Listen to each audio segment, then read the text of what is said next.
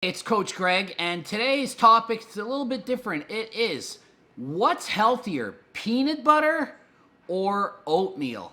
I know it's a staple in a lot of you's diets, and I just want to get over the myths and how we've been brainwashed when we were kids into thinking these certain things. I am not a registered dietitian, so it's not like I have any clue about what I'm talking about. Clearly, I don't know anything, because if you don't have a degree in something, then you clearly don't know what you're talking about. So, take heed. The peanut butter that I'm going to compare is all natural peanut butter, because I know if I used regular peanut butter, all of you are going to say, oh, but it's got extra saturated, hydrogenated, blah, blah, blah oil and tons of added sugar. I'm making it fair. I'm using all natural peanut butter, and I'm comparing it to just your regular oatmeal, just regular oats. Don't say, oh, it's got to be some special oat. It's the oatmeal you buy in the store and eat against peanut butter that you can buy in the store and eat. So in general, most of you are probably thinking, well, yeah, I eat my oatmeal for my carbs, and I eat my peanut butter for my protein and my healthy good fats, because that's what you were raised. You were raised back in the day that peanut butter was a meat and alternative choice. So if you were not into eating fish or chicken or meat because you're vegan or for religious reasons, you could just eat peanut butter and make up for it. And you got all your protein peanut butter, right? Well, we will soon find out. So to make it fair, I decided to compare, or I had to compare apples to apples. And in this case, that means calories for calories, because you can't just say 100 grams of this and 100 grams of that, because it's going to be skewed because the calories are going to be off. So we're talking about the same amount of calories, which I chose as 1 cup of oatmeal, which has 330 calories. So to do that, I compared oatmeal, 330 calories of oatmeal, to 330 calories of all natural peanut butter. It came out to 55 grams of peanut butter, which is less than a quarter cup. The oatmeal is a cup.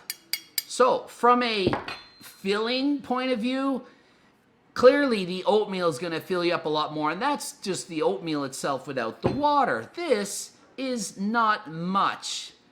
If you only eat that and you think you're full, try again. That's not going to fill you up. And trust me, a lot of people sit there with their peanut butter in the jar and they eat, and they're eating that much or more. So the calories add up real quick. Fat in the peanut butter is 25. Fat in the oatmeal is 6, which is fine. If you're into eating more of a higher fat diet versus a higher carb diet, it doesn't matter. You might be keto, whatever. This is irrelevant, okay? We're just comparing the two to see which one's healthier. The saturated fat in the oatmeal is 1.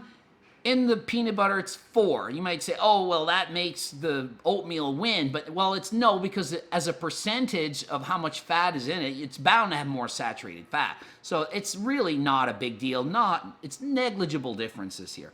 Carbs, 60 in the oatmeal versus 11 in the peanut butter. And fiber, 6 in the oatmeal, 4 in the peanut butter. So a slight victory in the fiber department, but it's really insignificant. It's only 2 grams, not a big deal. Sugar, they don't have any, both of them. And protein, they each have 15. It's a tie, the same protein. So you think you're eating peanut butter for protein? Oatmeal has as much protein as peanut butter. So how in the world could you think peanut butter is a good source of protein? It's a negligible source of protein. And I've read the comment sections, and when I talk about peanut butter, oh, you think it's only this much protein, it's so much protein, it's this much percent. Half of you can't even do math, and you don't even know how to add it up, and you're wrong, saying it's 30% protein. It's 17% of the calories are from protein. That is a small amount. If you were on a diet, and you looked at your macros, and you were only eating 17% of your calories from protein, I'd be like, okay, we need to up your protein. You're one of those people that's not even getting enough protein. It's not a lot of protein. Remember in another video I did on how much protein you really need, we said up to 1 gram per pound of body weight. This is going to be a very small amount at 17% if you aren't on a high calorie diet. Now, if you're eating 10,000 calories a day and you're a strong man, well, yeah, you're gonna get plenty of protein. So for bulking, this peanut butter is fine because you're eating so many calories. But if you're on a diet and you're trying to get enough protein, it's not really the best source. The oatmeal, on the other hand, it's just got the same amount of protein, but you're eating oatmeal because you're wanting the carbs from it. You're wanting that kind of that energy that you're getting from the oatmeal. So overall, I'm going to call it a tie. It's a tie. There's not enough difference between the other to say this one's way better, this one's healthier, the macros. It all depends. If you're trying to bulk up, then the peanut butter's better. If you're trying to cut, then the oatmeal is better, okay? So we're calling it a tie on the macros. Some of you care about micros. I don't really care that much on micros. I see it as an insignificant thing to worry about because if you're already eating a healthy, balanced diet, which of course you are because you're eating for your health and you're dieting and you're trying to be proper, you're already eating a balanced diet. Well, actually, you're not because half of you are idiots on keto diets, half of you are on stupid fad diets and eating junk all the time. So I changed my mind. You guys, half of you are idiots and you need to worry about your micros. The other half that are eating a balanced, sensible diet with 5 meals a day and protein in each meal and not fasting and not going 7 days without food and not eating after midnight and not feeding your gremlins after dark and not turning into monsters and zombies. You guys, you're good. For the micros, the oatmeal literally wins this one. And I mean, I don't really care, but it does. And I just listed some. It's a greater source of manganese, iron, magnesium, phosphorus, and potassium. But still, I don't care because I'm not eating either of these foods for the micronutrients. If you're like, oh, I better eat oatmeal because I need micronutrients from oatmeal, then you're out to lunch in terms of your diet. I mean, you're eating peanut butter to get potassium? Like, no, we're not doing that. There's other foods with way more nutrients, like vegetables and fruits, for example. And if you just get a balanced diet of all the food groups, you're going to get all the micronutrients that you need. As far as the micros goes, the oatmeal's going to win. So if I'm trying to break a tie between which one's healthier, I have to go with the oatmeal because it's got more micronutrients. You might say, no, but the fat is more. There's more fat in peanut butter. Well, that's fine. If you want more fat, then you can eat more peanut butter. That's fine if that's what you want. But I'm just talking from pure health point. It's not healthier to just say it's got more fat than carbs. Don't be a carbophobe. That would be making you a carbophobe. If you're like, I'm eating peanut butter and not oatmeal because I don't want the carbs from the oatmeal, then you're a carbophobe. It just doesn't make sense. So, you're probably on keto or some dumb diet that you're going to fall for 3 months and lose a bunch of weight, then get off the diet and gain all your weight back and then some and be miserable. So what should you do? Well, this is what you should do. You're not going to have just one nutrient or the other, or one food or the other. Who's eating just plain oatmeal as a meal? Who's eating just natural peanut butter as a meal? Hopefully, not many of you. You're going to have a combination of the two. But why make a stupid combination when there's a better alternative? Now, I'm not sponsored by PB2 or whatever powdered peanut butter you have, but it's got 85% of the fat removed, and it therefore makes it much higher in protein. Just to give you the same comparison, let's compare this one. So PB2, 87 grams you're gonna need, not 50. That's almost 2 of these. So you get to eat twice as much almost, okay? The fat's 10, it's not 25, it's 10 because most of the fat's been removed. The saturated fat's 2, so, well, it's got less fat, it's gonna have less saturated fat. The carbs is 22, so it's got more carbs, double the carbs, but it's got way less fat and calories, so whatever, it's all good. The fiber's 15.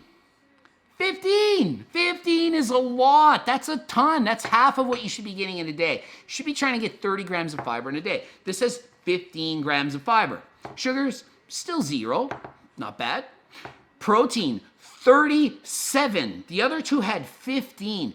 15, that's all the protein it had. This says 37, that's legit. That's an actual protein source. So when somebody says they eat peanut butter, I'm thinking they're eating just a low protein fat source. And somebody says they're eating Oatmeal, I'm like they're eating a low protein carb source, which is fine.